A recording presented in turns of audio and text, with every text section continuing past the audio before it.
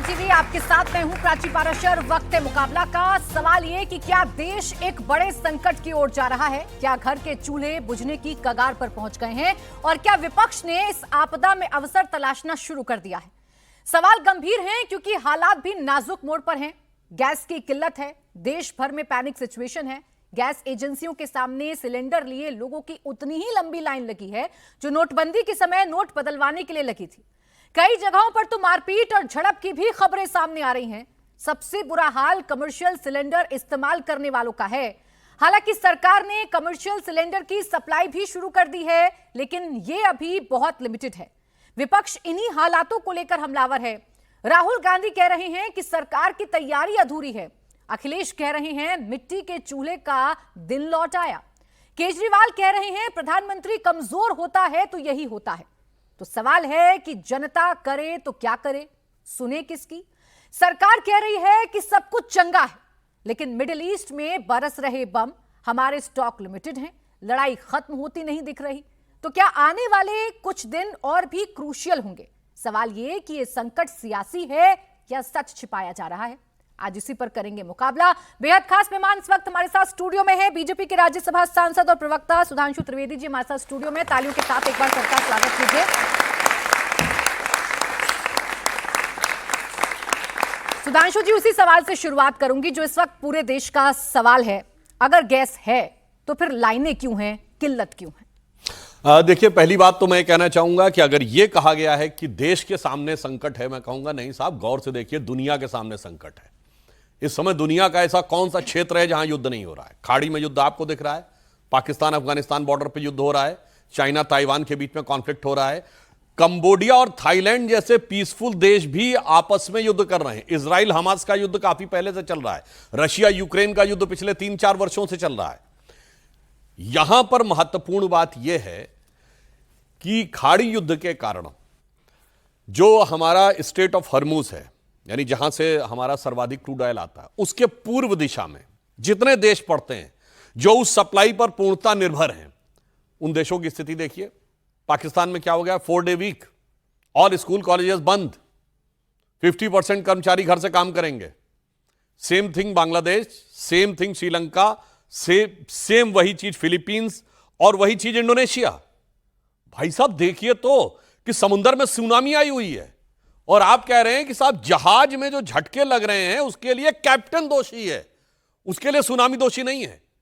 यानी कोई भी घटना होगी, अगर कोविड आ गया तो साहब उसके लिए उन्होंने नहीं बोला कि चाइना या कोई और दोषी है, तो मोदी दोषी है। वैक्सीन नहीं बन रही है तो मोदी दोषी है। वैक्सीन बन गई तो बीजेपी का वैक्सीन है, उसके लिए मोदी दोषी है। यानी ये जो विपक्ष के अंदर एक फितरत हो गई है, ये बहुत दुर्भाग्यपूर्ण है। और मैं बताना चाहता हूं, जो यहां तो अभी यंग बच्चे बैठे हुए हैं, जो लोग हमारी उम्र के हैं या हमसे बड़ी उम्र के हैं, इससे बुरी स्थिति आई थी 1991 में, जिस समय इराक और कुवैत वाली लड़ाई हुई थी, गल्फ वॉर शुरू हुई थी। ट्रेनें आधी कैंसिल हो गई थी, इतनी बुरी स्थिति हो गई थी। गैस को तो छोड़िए, और मैं चुनौती से कहता हूं, अटल जी अडवाणी जी ने किसने बयान दिया था उस समय सरकार के खिलाफ उस परिस्थिति को लेकर? मगर आज फिर भी आपको बताते हैं, क्रूड ऑयल का भंडार सरकार के पास पर्याप्त मात्रा में है। वाणिज्य मंत्री भी कह चुके हैं, पेट्रोलियम मंत्री भी कह चुके हैं। एलपीजी गैस में एक समस्या होती है कि उसको बहुत ज्यादा समय तक नहीं रखा जा सकता, लंबा समय का भंडार नहीं रखा जा सकता, क्योंकि गैस लीक करती है। आपने भी देखा होगा, अगर आप यहां 6 महीना या साल भर कोई सिलेंडर रखा रहे, बाद में आप देखेंगे तो उसमें आधा जो है वो निकल गया होता है। इसलिए उसका लंबा स्टोरेज नहीं हो सकता जितना क्रूड ऑयल का हो सकता है। सरकार ने उस पर भी आश्वस्त किया है। पर आप सोचिए कितनी दुखद बात है कि विपक्ष के एक सांसद खड़े होकर कहते हैं कि मैं सारे लोगों से कहता हूं जितना एलपीजी सिलेंडर खरीद सकते हो खरीद के रख लो।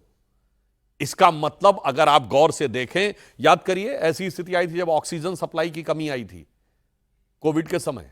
सडनली ऑक्सीजन सप्लाई 10 गुना बढ़ गई थी।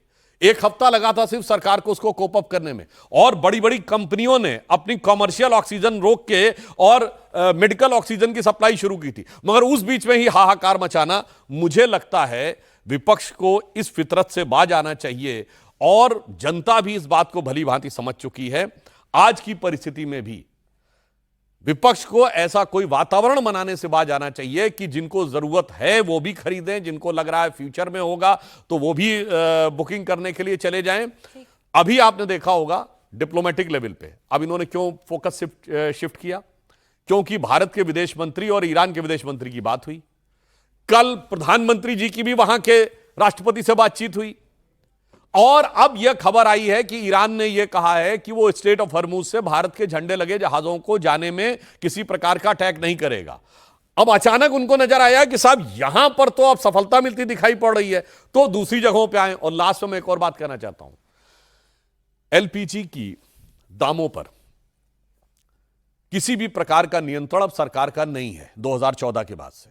1995 में डब्ल्यूटीओ से एग्रीमेंट हुआ था, जिसके तहत 2010 में डीजल के दामों पर से सब्सिडी हट गई और 2014 पर से सरकार को दाम नियंत्रित करने का अधिकार हट गया। अब सरकार एक ही तरीके से दाम नियंत्रित कर सकती है कि वो अपने टैक्स में छूट दे। अब मैं बताना चाहता हूं, पेट्रोलियम प्रोडक्ट जीएसटी में नहीं है, किसी राज्य ने नहीं आने दिया। मैं विपक्ष वालों से पूछना चाहता हूं ना, अगर आपको ऐसा लग रहा है, आपके कितने राज्य सरकारें हैं जो उसमें से मिलने वाली एक्साइज ड्यूटी को, उसमें से मिलने वाले टैक्स को कम करने को तैयार हैं? बताएं। इसे होता है आपदा में अवसर नहीं तलाशना। और ये लोग कितने खतरनाक हैं, मैं आपको ये बताना चाहता हूं।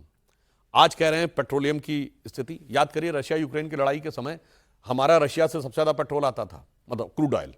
तो क्या कहते थे, अरे आप रशिया के खिलाफ क्यों नहीं बोल रहे, आपको ह्यूमैनिटी नजर नहीं आ रही है यूक्रेन के अंदर जो हो रहा है? यानी जहां से सबसे ज्यादा क्रूड ऑयल की सप्लाई आती है उससे लड़ा दो। अब आइए साहब, हमारा अमेरिका भारत का सबसे बड़ा ट्रेड पार्टनर है, यानी विदेशी व्यापार में। अब अमेरिका के खिलाफ क्यों नहीं बोल रहे हैं? अमेरिका के खिलाफ बोलिए। अब आइए, इजराइल हमास की लड़ाई हो रही है, तो इंटेलिजेंस और साइबर सिक्योरिटी में हमें सबसे बड़ी सप्लाई करने में इजराइल, तो इजराइल के खिलाफ क्यों नहीं बोल रहे हैं? यानी जहां जहां से भारत की कोई स्ट्रेंथ मिलती है, उन सब से भारत की लड़ाई करवाओ और फिर यहां आकर ताली बजाओ। बहुत सारी हैं सुधांशु जी, इस पर तो मैं खैर आपसे बात करूंगी, लेकिन अभी चूंकि गैस की किल्लत को लेकर हम बात कर रहे हैं, बहुत जगहों से ऐसी रिपोर्ट आ रही है कि लोग 3-3, 4-4 दिनों से लाइन में लगे हुए हैं। कमर्शियल गैस का हाल क्या है ये आप जानते हैं, कई होटल्स बंद हो रहे हैं, कई ने अपने मेन्यू में कटौती कर दी है। तो ऐसा तो नहीं है कि किल्लत नहीं है, और इसीलिए राहुल गांधी ये कह रहे हैं कि मैं कह रहा हूं अभी भी सुधर जाओ, अपनी गलतियों में सुधार कर लो, अभी भी जरूरी कदम उठा लो, वरना ये देश बर्बाद हो जाएगा। चलिए मैं पूछता हूं, क्या जरूरी कदम उठाया जा सकता है? जाके प्रदर्शन करो जहां जिन देशों में लड़ाई हो रही है उनके सामने। मतलब क्या चाहते क्या हो मेरे भाई? मैंने कहा ना, ये वही बात है कि सुनामी आ रही है, हम कह रहे हैं भूचाल आ गया है। आपका घर इतना मजबूत था कि वो थोड़ा सा वो झाड़ फानूस हिलता हुआ दिखाई पड़ा, देखो देखो देखो इन्होंने बहुत गड़बड़ बनाया था इसीलिए हिल रहा। अरे भाई अगल बगल वाले धराशायी हो गए। इसीलिए मैं कहना चाहता हूं, आप विपक्ष के हैं, आप कंस्ट्रक्टिव सजेशन दीजिए। एलपीजी का मुद्दा उठाया राहुल गांधी जी ने, उनको बोलने का मौका संसद में दिया गया, और क्या शुरू हो गए? ये फरवरी 2026 में शुरू हुए युद्ध के कारण एलपीजी की समस्या आई है, और वो एप्स्टीन फाइल पे आ गए, जो 2019 में मर चुका है एप्स्टीन। मतलब आप सोचिए ना कि इनका उद्देश्य यही है। इसलिए मैं विपक्ष से कहना चाहूंगा, अगर आपके पास कोई कंस्ट्रक्टिव सजेशन है दीजिए। चलिए आप नहीं देना चाहते, आपको लगेगा सरकार उसका लाभ ना ले, तो अपने राज्यों में तो करके दिखाइए। ऐसा नहीं आप हर जगह विपक्ष में। आप तेलंगाना में एब्सोल्यूट मेजॉरिटी की सरकार है, आपकी कर्नाटक में एब्सोल्यूट मेजॉरिटी की सरकार है, हिमाचल में एब्सोल्यूट मेजॉरिटी की सरकार है, वहां करके दिखाइए। तो मैं मोदी जी की तरफ से विपक्ष के लिए कहना चाहूंगा, हमें इल्जाम मत दीजिए, बहुत अफसोस होता है। हमें इल्जाम मत दीजिए, बहुत अफसोस होता है। बड़ी तरकीब से कश्ती यहां तक लेके आए हैं और बदल देते हैं हम दरिया की लहरें अपनी हिम्मत से। आंधियों में भी अक्सर चिराग हमने जलाए। अब राहुल गांधी की, आप कह रहे हैं कि राहुल गांधी हमें कोई कंस्ट्रक्टिव सुझाव दें, लेकिन राहुल गांधी की सरकार सुनती नहीं है। राहुल गांधी की तो शिकायत ही रहती है कि ना मुझे बोलने देते हैं, ना मेरे किसी के सवाल का जवाब देते हैं। पूरा का पूरा फोकस आपका इस बात पर रहता है कि राहुल गांधी ने पजामा कौन सा पहना है, या राहुल गांधी जब प्रदर्शन कर रहे हैं तो चाय के साथ कौन सा बिस्किट या ब्रेड खा रहे हैं। पहली बात मैं आपको बात बताऊं कि आप कॉलेज में क्लासरूम में भी बैठने के टिकट्स होते हैं, वहां बैठ के आप ऐसे चाय बिस्किट नहीं खा सकते। संसद भवन के आप पहले तो वहां पे बैठ के, और पहली बार नहीं, एक तो आप बैठे हुए हैं, धरना प्रदर्शन कर रहे हो, धरना प्रदर्शन की जगह नहीं है, फिर आप चाय बिस्कुट खा रहे हैं, टोस्ट खा रहे हैं। और इससे पहले भी उसी संसद भवन के मकर द्वार के ऊपर पूर्व उपराष्ट्रपति जगदीप धनखड़ जी की मिमिक्री की जा रही है। एक सांसद नौटंकी कर रहा है और राहुल गांधी जी उसका वीडियो बना रहे हैं। उसी संसद भवन के गेट के ऊपर वो रणवीर सिंह बिट्टू जी को गद्दार बोल रहे हैं। तो अगर आप देखें तो इस विषय का जवाब तो कल अमित शाह जी ने बहुत शानदार दिया है। उन्होंने कहा कि हमें बोलने को नहीं कहा दिया जाता है, तो उन्होंने कहा कि 18वीं लोकसभा चल रही है ना, 17वीं लोकसभा में एक विधेयक को छोड़कर 5 साल में न राहुल गांधी जी कभी राष्ट्रपति का अभिभाषण पर बोले, न बजट पे बोले, न सरकारी विधेयक पे बोले।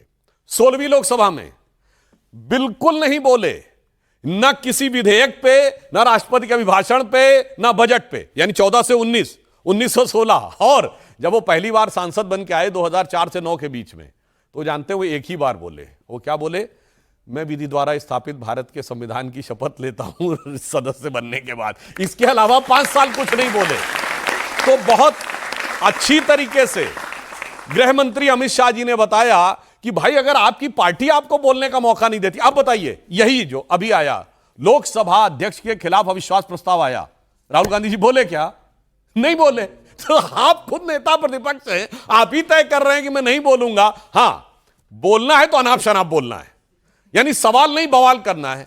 अब आप बताइए कि जो कल गृह मंत्री जी ने कहा कि आप रिटायर्ड जनरल नरवणे की किताब कोट कर रहे हैं, और जब रक्षा मंत्री राजनाथ सिंह जी कह रहे हैं कि पुस्तक प्रकाशित नहीं हुई है और इसलिए कोई अप्रकाशित चीज को ऑथेंटिक रूप में नहीं बोला जा सकता। देखिए, मैं यहां कहूंगा, यहां बच्चे बैठे हैं, संसद में बोलने का एक मर्यादा है। आप वहां कुछ भी नहीं बोल सकते, अन्यथा चुनावी सभा और गली के नुक्कड़ की सभा और संसद में कोई अंतर ना रहे। वहां पर यह कहा जाता है कि अगर आपने बोला और आपत्ति हुई तो आपको सब्सटेंशिएट करना पड़ेगा, यानी प्रमाणित करना पड़ेगा। तो प्रमाणित करने की एक प्रक्रिया, आपको फॉर्म भरना पड़ता है और देना पड़ता है, यह तथ्य मैंने दिया है और अगर यह गलत पाया गया तो मेरे पे कार्रवाई हो। जब राहुल गांधी से कहा जा रहा है कि आप सब्सटेंशिएट कर, मैं अभी करता हूं, अरे अभी नहीं हो सकता भाई। इट्स लाइक स्क्रूटनी का फॉर्म, कि अगर आपको लगा कि नंबर गलत है तो थोड़े अभी कर देता, अभी नहीं ठीक होगा भाई, स्क्रूटनी का फॉर्म भरना पड़ेगा, तब दोबारा वो चेक होके आएगा। इससे दिखाई पड़ता है कि वो किसी मुद्दे पे सीरियस नहीं है। लेकिन राहुल गांधी, आपके पसंदीदा टॉपिक तो है ना, अविश्वास प्रस्ताव पर चर्चा हो रही है। आपत्ति कांग्रेस की यही तो थी ना कि अविश्वास प्रस्ताव पर चर्चा है, आप बोलिए ना स्पीकर साहब पर, लेकिन आपका पूरा भाषण एलओपी पर केंद्रित था, राहुल गांधी के आचरण पर केंद्रित था, उनके व्यवहार पर केंद्रित नहीं। जब गृह मंत्री जी ने बहुत स्पष्ट कहा कि कांग्रेस कह रही बोलने का मौका नहीं दिया जाता, तो पिछली 17वीं लोकसभा में कांग्रेस के कितने सांसद थे? 57, भारतीय जनता पार्टी के 303।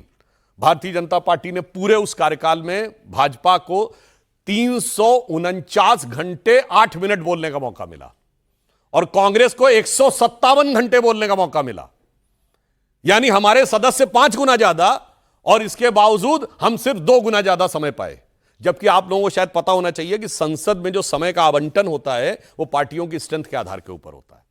तो उन्होंने पूरा विवरण दिया। फिर उन्होंने जो एक बात कही जिसपे वो कह रहे हैं कि एलओपी वाले, उन्होंने कहा भाई ये आरोप लगाते हैं मैं बोलने नहीं दिया जा रहा। उन्होंने कहा जब संसद का सत्र होता है तो पूरा गृह मंत्री जी ने गिनाया कि अधिकांश सत्रों के दौरान विदेश चले जाते हुए, पिछले शीतकालीन सत्र था तो उस समय जर्मनी गए हुए थे। उन्होंने कहा भाई साहब जर्मनी में हो तो जर्मनी से बैठ के कैसे बोलोगे संसद के अंदर, विदेश से बैठ के नहीं बोल सकते। कभी जो है 2023 में संसद के सत्र के समय, बजट सत्र के समय इंग्लैंड गए हुए थे, इससे पहले मानसून सत्र में 2025 में वियतनाम गए हुए थे। तो भाई साहब ये बताइए, अच्छा जाते क्यों हैं? ये भी अपने आप में बड़ा आश्चर्य की बात है। तो जब ये बात बोली गई, जब सिर्फ इतनी बात बोली गई तो केसी वेणुगोपाल जी खड़े हो कहते हैं साहब this is no confidence motion against speaker not against LOP. सिर्फ इतना बोला था। तो फिर यह भी जवाब दिया गया हमारी तरफ से कि विपक्ष का देख लीजिए 80% से ज्यादा भाषण सरकार के खिलाफ है, लोकसभा अध्यक्ष के खिलाफ नहीं है। और यह भी एक बात बता दें, एक मर्यादा और परंपरा होती है कि लोकसभा अध्यक्ष के खिलाफ अविश्वास प्रस्ताव आए तो लोकसभा अध्यक्ष को आसन पर नहीं बैठना चाहिए। यह भारत के इतिहास का चौथा मौका था जब लोकसभा अध्यक्ष के खिलाफ आया। 1954, 1966, 1987 तीनों बार कांग्रेस के लोकसभा अध्यक्ष थे और तीनों बैठे। सिर्फ ओम बिरला जी ने वो मर्यादा दिखाई कि जब तक मेरे विरुद्ध अविश्वास का प्रस्ताव चल रहा है हम नहीं बैठेंगे। और यह भी मैं आपको बताता हूं, यह मर्यादा हमारे यहां दिखाई जाती है। प्रधानमंत्री मोदी जी को प्रधानमंत्री का कैंडिडेट घोषित करने के लिए जब हमारे संसदीय बोर्ड की बैठक बुलाई गई 13 सितंबर 2013 शाम को 6 बजे, 6:30 बजे प्रेस कॉन्फ्रेंस हुई थी। मोदी जी खुद सदस्य थे, उन्होंने तय किया हम नहीं बैठेंगे, जिस बैठक में मेरे बारे में विचार हो रहा हम नहीं बैठेंगे। आडवाणी जी के लिए दिसंबर 2007 में बैठक हुई, आडवाणी जी भी सदस्य थे, वो भी नहीं बैठे। चूंकि दोनों बार राजनाथ सिंह जी अध्यक्ष थे इसलिए मुझे व्यक्तिगत रूप से इस बात को पता है। अब आप सुनिए दूसरी तरफ अप्रैल 1946 में कांग्रेस वर्किंग कमेटी का प्रेसिडेंट तय होगा और वही अंतरिम सरकार का प्रधानमंत्री बनेगा सितंबर 46 में। उसके लिए बैठक हुई और नेहरू जी भी बैठे ही थे और चिटे विटे भी दी जा रही थी कि अपना नाम विड्रॉ कर लो, इसका ये कर लो, वो कर लो। ये सारा कांग्रेस के नेताओं ने ही लिखा हुआ है। तो ये कांग्रेस की अपनी सोच है, आंतरिक से लेके संवैधानिक तक। भाई जहां बोलना होता है वहां देश के प्रधानमंत्री नहीं बोलते। पूरा विपक्ष ये कह रहा है कि इतनी बड़ी मुश्किल है, पूरी दुनिया पर संकट आया है, हमारे देश पर भी संकट आया है, हमारे देश के प्रधानमंत्री इतने कमजोर हो गए हैं कि वो सदन में फेस नहीं करते विपक्ष को, जवाब नहीं देते, बताते नहीं है कि हमारी भारत सरकार का स्टैंड क्या है। अब देखिए, विदेश मंत्री जी इस विषय पे विधिवत वक्तव्य दे चुके। विदेश मंत्री जी का वक्तव्य नहीं सुना, लगातार चिल्लाते रहे। दूसरी बात समझिए, लोकसभा अध्यक्ष के खिलाफ अविश्वास प्रस्ताव आप ही लाए और आप ही उसको नहीं चर्चा होने दे रहे हैं। आप कह रहे हैं इजराइल पे चर्चा होनी चाहिए, विदेश मंत्री वक्तव्य दे रहे हैं तो आप उसको सुनने को तैयार नहीं। प्रधानमंत्री जी जहां बोलना है बोल रहे हैं। हमारी 3 प्राथमिकताएं हैं। नंबर 1 कि इस युद्ध का शांतिपूर्ण समाधान निकले। नंबर 2 लगभग 1 करोड़ लोग जो हमारे वहां रहते हैं उनकी सुरक्षा सुनिश्चित हो। नंबर 3 हमारी ऊर्जा का संकट हमारे देश में ना होने पाए। प्रधानमंत्री जी ने खाड़ी देशों के सभी राष्ट्राध्यक्षों से बात की पिछले 1 हफ्ते में और ईरान के राष्ट्रपति से कल बात की। जहां बोलना चाहिए वहां बोल रहे हैं, मगर राहुल गांधी जी को जहां नहीं बोलना चाहिए वहीं बोलते हैं। ये तो वो हैं, सुनिए, आज कहते हैं सरेंडर सरेंडर। मार्च 2023 लंदन में जाकर वो ये बोलते हैं, why the defenders of democracy, England, America and Europe are silent? They are not acting as democracy has finished in India। यानी आप सीधे कह रहे हैं कि अमेरिका, इंग्लैंड और यूरोप को भारत के अंदर हस्तक्षेप करना चाहिए, ये आप बोल रहे हैं। और मैं एक और बात बताना चाहता हूं, इनका एक कच्चा चिट्ठा आपको खोल के बताते हैं। अभी पुतिन साहब आए थे, इन्होंने कहा जी हमको मिलने नहीं दे रहे हैं। याद करिए, अरे भाई कोई मिलने नहीं दे रहा है, इस पर भी डिपेंड करता अगला आपसे मिलना चाह रहा है कि नहीं। आप सब लोग जाके चेक कर सकते हैं। राहुल गांधी जी लोगों से जाके विदेश में मिलते हैं, उसमें तमाम तो ऐसे हैं जो व्लादिमीर पुतिन जी को वॉर क्रिमिनल बोलते हैं। अभी ये पिछले शीतकालीन सत्र में गए जर्मनी, वहां एक थिंक टैंक से मिले जिसका नाम है फ्रेडरिक एल्बर्ट स्टिफ्टंग। आप जाके चेक कर लीजिए, फ्रेडरिक एल्बर्ट स्टिफ्टंग। इसको रशिया ने अपने आप बैन कर दिया है, इसका रजिस्ट्रेशन रद्द कर दिया, इसकी गतिविधियों को रद्द कर दिया है, क्योंकि उनका कहना है कि ये रशिया के खिलाफ बोल रहे हैं। भाई साहब, ऐसे लोगों से आप जाके मिलेंगे, फिर कहेंगे वो हमसे, अरे भाई वही नहीं मिलना चाह रहे होंगे। इसीलिए जो बातें ये कहने का प्रयास कर रहे हैं वास्तविकता में। अब एक और बात थी, आपको ध्यान हो, गृह मंत्री जी ने अपने वक्तव्य में यह भी गिनाया कि अटेंडेंस कितनी है। भाई आप इतने सीरियस हैं, तो उन्होंने कहा कि 17वीं लोकसभा में औसत अटेंडेंस थी 76%, राहुल गांधी जी की 51%। उससे पहले वाली लोकसभा में, 16वीं लोकसभा में औसत अटेंडेंस सांसदों की 80% और उनकी 43%। और वो नरवणे जी का मुद्दा तो उठाते हैं, पर आपको पता वो संसद की रक्षा संबंधी स्थायी समिति के सदस्य हैं, डिफेंस की कमेटी। और डिफेंस की कमेटी तो बहुत इंपॉर्टेंट है, और डिफेंस को लेकर इतना मुद्दा है तो पूछिए उनसे कितनी, और इस बार लोकसभा में है, पिछले वाले में भी थे, तो पूछिए कितनी बार डिफेंस की कमेटी अटेंड की। अच्छा चले, राहुल गांधी तो आपको नॉन सीरियस लगते हैं। राहुल गांधी तो चलिए हमको नहीं, भारत को लगते हैं, सदन में नहीं आते, उनकी अटेंडेंस कम रहती है। लेकिन एक और विपक्ष के नेता हैं अखिलेश यादव, जो अपने शायराना अंदाज में बहुत हमले आप लोगों पर बोल रहे हैं। एलपीजी की फुल फॉर्म बताइए उन्होंने, एल फॉर ला, पी फॉर पता और जी फॉर गैस। कौन? लापता गैस हो गई है एलपीजी, अखिलेश यादव कह रहे हैं। अखिलेश यादव कह रहे हैं। देखिए, अब देखिए, अखिलेश यादव जी को उसी से कहते हैं खरबूजे को देख के खरबूजा रंग बदलता है। वो भी राहुल गांधी जी की संगति में आ गए, वो बीजेपी की वैक्सीन बोलने लगे। मैं ये बात स्पष्ट रूप से कहना चाहता हूं, मैं फिर ये एक बात कहता हूं जो मैंने अभी कहा। अटल जी की सरकार आने से पहले नॉर्मल गैस के लिए इतनी लाइन लगनी पड़ती थी। मैं भी बचपन में एक नहीं कई बार स्कूटर पे सिलेंडर लाद लाद के लाया हूं। ये बुकिंग करके मिलती ही नहीं थी, 3-3, 4-4 महीने नहीं मिलती थी। और ऐसा नहीं कि 1998 के बाद कोई भंडार खुल गए थे भारत में एलपीजी के, सिर्फ करप्शन को खत्म किया गया था। और मैं ये भी पूछना चाहता हूं विपक्ष से, आज कितने लोगों के पास गैस सिलेंडर है? और 2014 में कितने लोगों के पास गैस सिलेंडर था? आज करीब 36 करोड़ लोगों के पास गैस सिलेंडर है, 2014 में 11 करोड़ लोगों के पास गैस सिलेंडर था। इसके बावजूद आज स्थिति क्या है? आज ये कहते हैं कि 900 कुछ रुपए का कमर्शियल सिलेंडर हो गया। नॉर्मल सिलेंडर जनवरी 2014 में जो मार्केट रेट था 1241 रुपए था, और सदन पे पटल पे खड़े होकर झूठ बोलते हैं कि 400 रुपए का सब्सिडी सिलेंडर था। सब्सिडी में तो कई जगहों पे मुफ्त भी मिल रहा है। मार्केट रेट 1241 था। कोई भी जाके इंडियन ऑयल या ये हिंदुस्तान पेट्रोलियम की वेबसाइट पे जाके चेक कर सकता है कि जनवरी 2014 में क्या था। यानी उस समय ना तो कोई युद्ध हो रहा था, ना भारत के अंदर कोई समस्या थी, इसके बावजूद ये स्थिति थी। तो अंतर क्या है कि सब कुछ ठीक करने के लिए सरकार जिस सतर्कता और सजगता के साथ काम कर रही है, उसमें कैसे बाधा उत्पन्न कर सके, उनकी रुचि सिर्फ भाई उनको चिंता हो रही है। चिंता इस बात की है कि ऐसा तो नहीं कि पुराना जमाना फिर से लौट कर आ जाएगा, लकड़ी पर खाना बनाना पड़ेगा, चूल्हे पर खाना बनाना पड़ेगा। अखिलेश यादव जी को चिंता है और वो लाइनें बड़ी गिना रहे हैं कि ये सरकार जब भी आती है या ये सरकार जब से सत्ता में है, ये सिर्फ लाइनों में लगाना जानती है जनता को। मोदी जी जब से सत्ता में आए हैं तो उज्ज्वला योजना के तहत 16 करोड़ बहनों को गैस मिली है, वरना वो पहले भी लकड़ी से ही चूल्हा जला रही थी। और इनकी सरकार रहती तो अभी तक लकड़ी से ही चूल्हा जल रहा होता।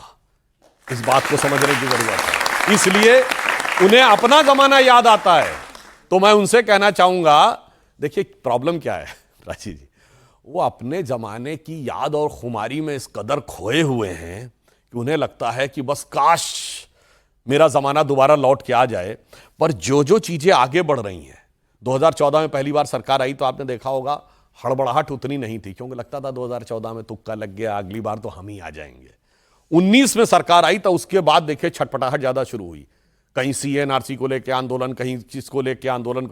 24 के बाद वो छटपटाहट इतनी बढ़ गई है कि ऐसा लगता है कि कांग्रेस का आचरण खप्तुल हवास हो गया है। तो मैं उनको समर्पित करते हुए एक पंक्ति कहना चाहूंगा कि राहुल गांधी जी और अखिलेश यादव जी को कि गुजरा हुआ जमाना आता नहीं दोबारा।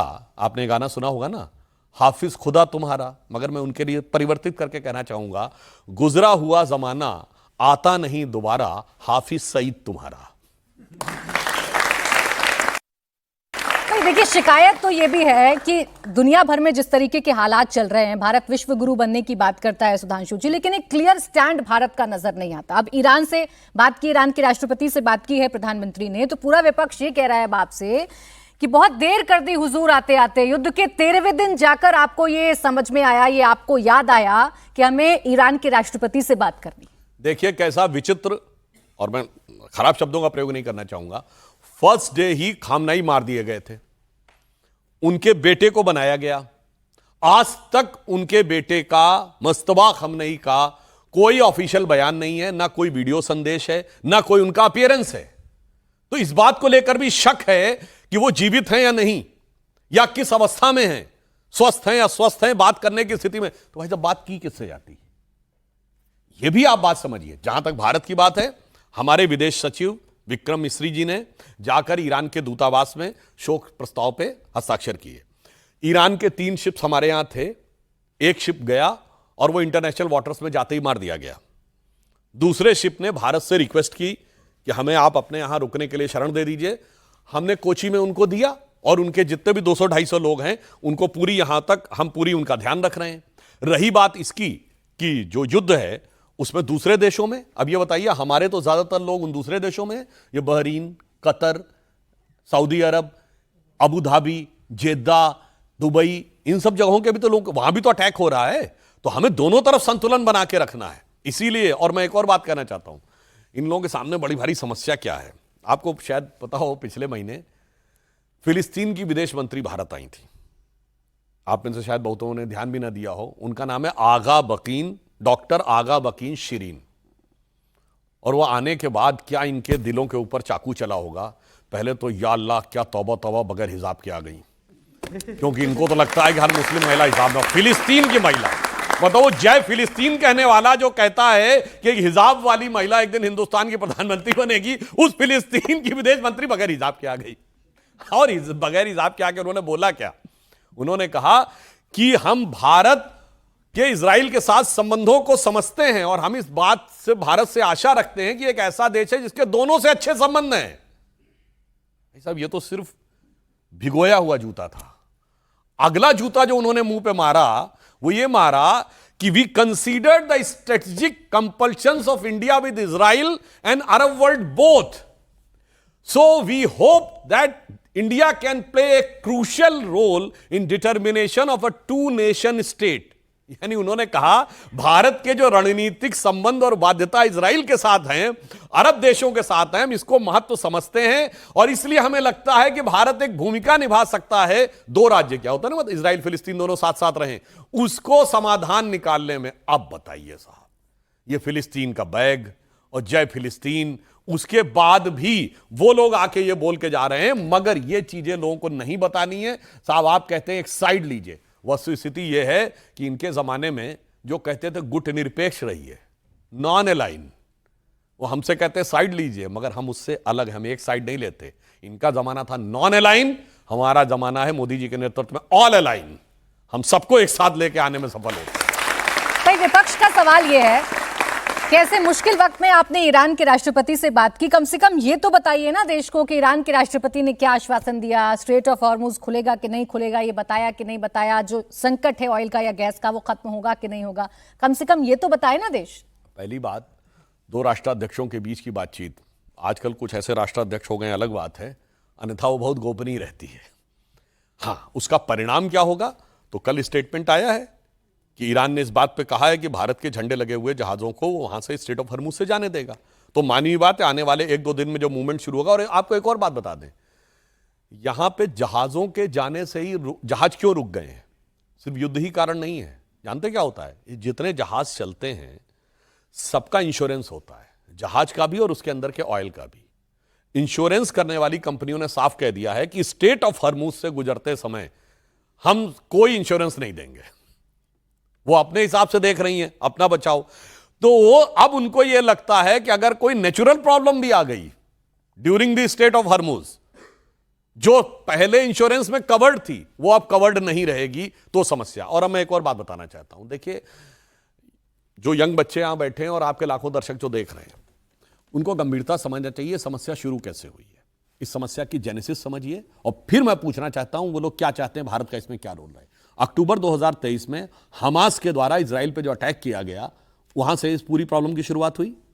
वो क्यों शुरू हुई, अक्टूबर 2023 से पहले आपको याद हो, Bharat middle east Europe economic corridor final हो गया था। यूएई, यूनाइटेड अरब अमीरात ने इजराइल को मान्यता दे दी थी। ये इजिप्ट के बाद दूसरा देश था, इजिप्ट ने 1978 में कैंप डेविड अकॉर्ड में दे दी थी। उसके बाद सऊदी अरब मान्यता देने जा रहा था। अब इसका कारण क्या था, देखिए जो मिडिल ईस्ट के देश हैं, सऊदी अरब, यूएई, इनके शासक समझदारी से चल रहे हैं। उन्हें पता है तेल का खेल 15-20 साल में खत्म होने वाला, ऑल्टरनेटिव सोर्स ऑफ एनर्जी आने वाले हैं। तो आपने देखा होगा वो अपने को चेंज कर रहे हैं, इन्वेस्टमेंट और इन्वेस्टमेंट डेस्टिनेशन और जिसे कहते हैं ना फाइनेंशियल हब बनाने का प्रयास कर रहे हैं। इसलिए उन्होंने सोचा ट्रेड और फाइनेंस का एक रूट क्रिएट हो जाए भारत और यूरोप के बीच में, जिसमें मिडिल ईस्ट मेन रोल रहेगा। अब ये जो इस्लामिक वर्ल्ड की लड़ाई है, जिसमें एक पोल है सऊदी अरब और दूसरा पोल है ईरान, जो लोग कहते हैं ना इसको आप ऐसा क्यों कहते हैं, तो मैं उनसे चैलेंज करके कहता हूं, यमन में कौन लड़ रहा है, हूती ईरान के समर्थन से और वहां की जो दूसरे ग्रुप है वो सऊदी अरब के समर्थन से। सीधी सीधी लड़ाई है। हम जब बच्चे थे, हमने जब होश संभाला है 1980 के दशक में, ईरान इराक की लड़ाई देखी है। खैर, तो अब क्या हुआ, जो दूसरा पोल था ईरान, उसको लगा कि अरे ये लोग पहले भी अच्छी स्थिति में हैं, अब तो ये फ्यूचर भी अपना सिक्योर कर ले रहे हैं। तो अब जो वर्चस्व का युद्ध है मुस्लिम वर्ल्ड में, वो आया एक्शन में। तो उन्होंने क्या किया, ऐसी कमजोर नस दबाओ जिसपे कोई मुस्लिम देश कुछ बोल ही ना पाए। वो क्या था, यहूदियों पर अटैक कराओ। पर आप ध्यान करिए, जब गाजा पे अटैक रिवर्सल शुरू किया है इजराइल ने, एक महीने तक ना सऊदी अरब का कोई बयान था, ना यूएई का कोई बयान था, ना जॉर्डन का कोई बयान था।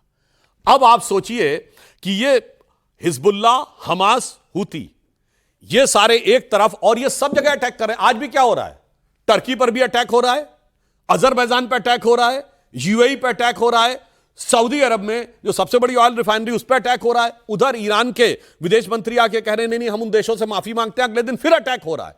तो यह भी नहीं पता कि ईरान के अंदर की स्थिति क्या है, किसी को नहीं पता, क्योंकि एक तरफ आके विदेश मंत्री माफी मांगे उन देशों से कि हम मुस्लिम देश आपस में नहीं लड़ना चाहते, और अगले दिन अटैक हो जाए।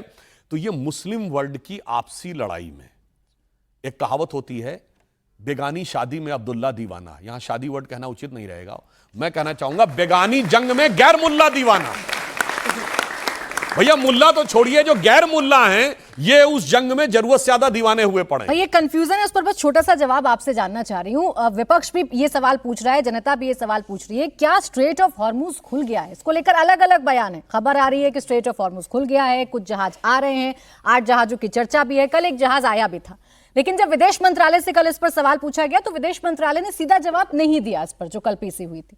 तो सवाल है, खुला है कि नहीं खुला है? बड़ी विचित्र बात है। स्ट्रेट ऑफ हॉर्मुज भारत के क्षेत्र में है क्या? तो भारत सरकार से जवाब क्यों पूछ रहे हो भाई? स्ट्रेट ऑफ हॉर्मुज हमारे इलाके में नहीं है। भारत सरकार केवल यही बता सकता है कि हमारे जहाजों की क्या स्थिति है। दुनिया में किसी जगह पे क्या हो रहा है यह उनको पता हो सकता है जो दुनिया में सबसे ज्यादा बाहर घूमते हैं। मगर यह प्रश्न करना कि स्ट्रेट ऑफ हॉर्मुज खुला है नहीं खुला है, यह तो वहां की युद्ध की स्थिति के ऊपर निर्भर करेगा। उसके अनुसार जैसा, और भारत का यह प्रयास है दोनों पक्षों से बात करके यथासंभव शांति के साथ कोई समझौता निकल जाए तो बेहतर होगा। मगर एक बात और आपको बताते हैं, ये जैसे मैंने आपको बताया ना, मुस्लिम वर्ल्ड की आपसी लड़ाई है इंटरनेशनल ग्रुप में। बहुत से लोगों को नहीं पता होगा, 1981 में इराक का न्यूक्लियर रिएक्टर इजराइल ने उड़ा दिया था ताकि इराक को एटम बम न मिलने पाए। मगर आपको पता है कि वो इंटेलिजेंस इनपुट किसने दिया था इजराइल को? ईरान ने। क्यों? भले ईरान की इजराइल से दुश्मनी थी, मगर उसे लगता था कि इराक के पास एटम बम नहीं आना चाहिए, अन्यथा वो हम पे भारी पड़ जाएगा। क्योंकि ऐसे समझिए जैसे भारत एक राष्ट्र है, हम तो एक देश के रूप में हैं हजारों साल के बाद भी, वैसे वो एक मुस्लिम राष्ट्र था, अरब वर्ल्ड, जो अब्बासी खलीफत, उमैयद खलीफत और रशीदन खलीफत के दौर में एक सिंगल नेशन की तरह था। तो पिछले करीब 150 सालों में, after the fall of Turkish empire, ये जो खलीफत खत्म हुई थी फर्स्ट वर्ल्ड वॉर के बाद, कई दुनिया के जो बड़े बड़े मुस्लिम देश हैं उनके नेताओं में ख्वाब रहता है कि मैं यूनाइटेड अरब वर्ल्ड का नेता बन जाऊं। जैसे ये ख्वाब इजिप्ट के कर्नल आसिर के भी पास था, इजिप्ट के अनवर सादात के दिमाग में था, यही सद्दाम हुसैन के दिमाग में था, और यही अयतुल्लाह खुमैनी जी के दिमाग में था। तो इसलिए ये एक इंटरनल चीज है। और मैं दूसरी बात कहना चाहता हूं, इनको इतनी अगर इस बात को लेकर दिल में बड़ी कसक है ईरान को लेके, तो ईरान दुनिया का एकमात्र शिया बाहुल्य देश है।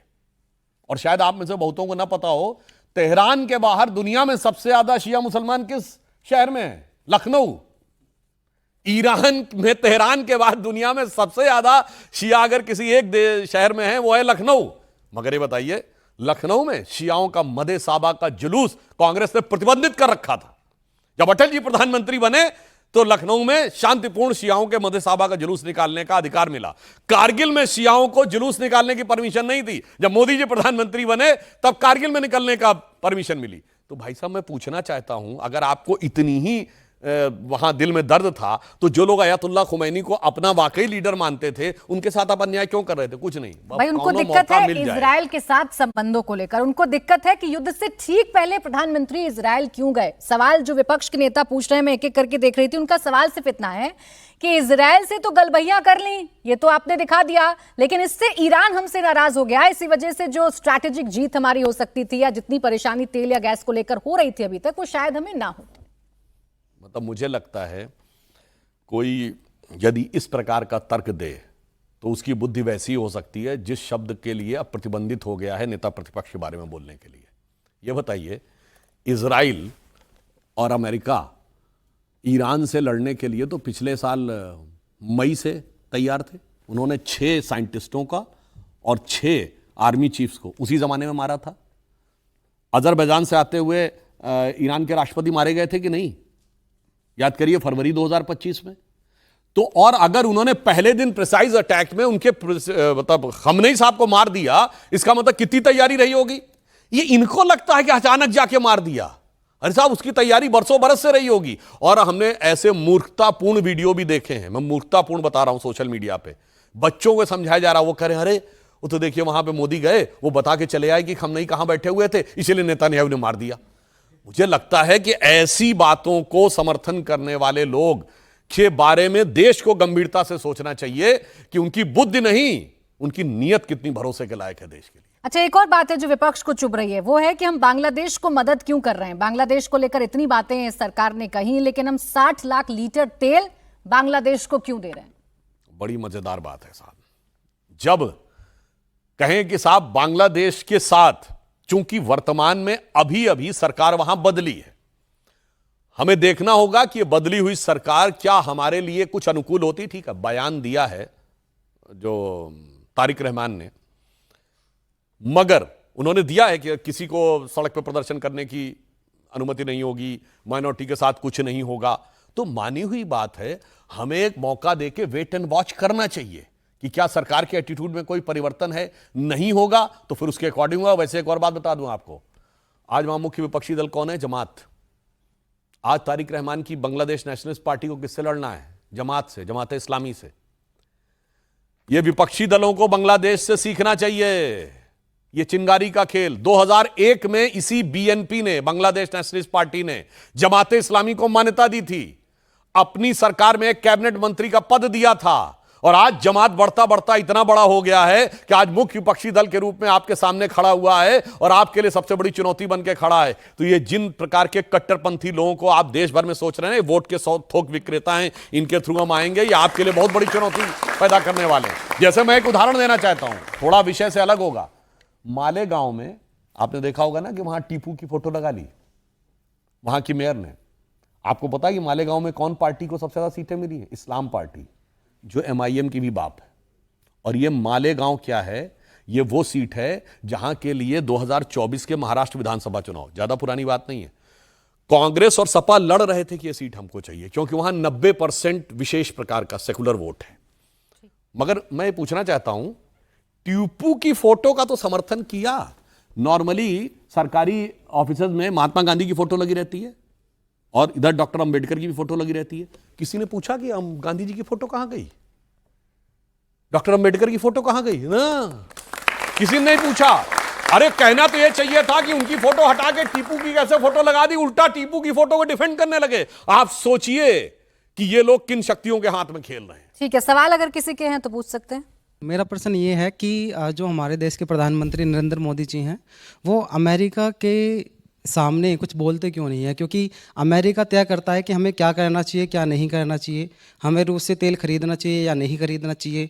इंटरनेशनल लेवल पर पहले भी ये कहा था डोनाल्ड ट्रंप ने कि मैंने हिंदुस्तान और पाकिस्तान की लड़ाई रुकवाई ट्रेड डील की धमकी देकर। तो इस पर आपका क्या विचार है? देखिए, पहली बात तो आपने कहा कि डोनाल्ड ट्रंप ने, अमेरिका के राष्ट्रपति ने, किस देश के खिलाफ नहीं बोल रहा है? मुझे एक देश बताइए, बड़ा देश। दूसरा, प्रधानमंत्री मोदी जी के खिलाफ व्यक्तिगत कभी नहीं बोला है। इवन उन्होंने अनेक देशों के राष्ट्राध्यक्ष के खिलाफ व्यक्तिगत बोला है। अब आपको बात बताना चाहता हूं, जो आपने कहा कि ट्रेड डील की धमकी दे, तो ट्रेड डील तो हुई नहीं थी, वो तो अभी जाके हुई है जनवरी में। तो कैसे मई के महीने में ट्रेड डील के आधार पर रुकवा दिया? और अगर ट्रंप का पूरा बयान देखें तो उन्होंने क्या कहा कि न्यूक्लियर लड़ाई होने वाली थी। अभी लेटेस्ट बयान, 2 पॉइंट बोलता हूं, वो पूरा क्यों नहीं स्वीकार। उन्होंने कहा भारत और पाकिस्तान के बीच में आणविक युद्ध हो सकता था जिसमें पाकिस्तान के 3.5 करोड़ लोग मारे जा सकते थे। अब कांग्रेस क्या पूरे बयान को मानती है? नहीं, कहीं नहीं, भारत ने कहा है कि नहीं आणविक युद्ध तो नहीं होने जा रहा था, तो फिर भारत का पूरा बयान मान लो। नहीं, मुझे तो ट्रंप का वो बयान देखना कि हमने डील करे, तो ट्रंप का पूरा बयान मान लो। ना, एक हिस्सा ट्रंप का और एक हिस्सा भारत का लेकर मानना है। अब दूसरी बात, ट्रंप ने एक और बात कही कि 1000 साल से भारत और पाकिस्तान की लड़ाई है। तो कभी कांग्रेस ने पूछा कि 78 साल पहले बना हुआ जो देश है उससे 1000 साल की लड़ाई क्या? यस, 1000 साल की लड़ाई है। वो क्या लड़ाई है? अभी सोमनाथ स्वाभिमान पर्व हुआ, सोमनाथ मंदिर विध्वंस के 1000 साल, 1026 में विध्वंस हुआ था, 2026 में। ये 1000 साल की लड़ाई है, क्योंकि पाकिस्तान कहता है कि वो 712 में बना था। वो अपनी मिसाइल का नाम गजनी रखता है। ये कोई ये ना कहे कि हम अपने मन से बोल रहे हैं।